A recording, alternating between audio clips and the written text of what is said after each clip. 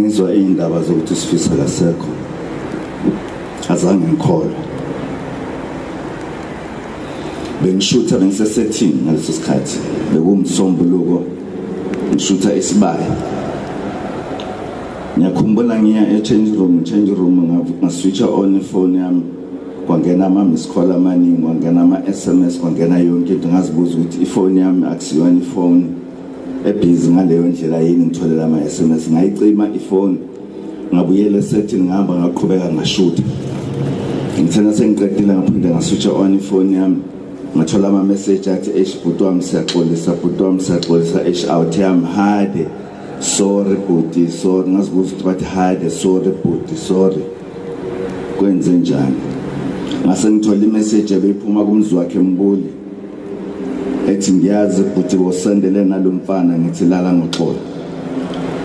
Bengazi ukukhuluma ngamuphi umfana. Ngafonela umzi wakhe Mbuli ngambuza ukuthi kwenze njani.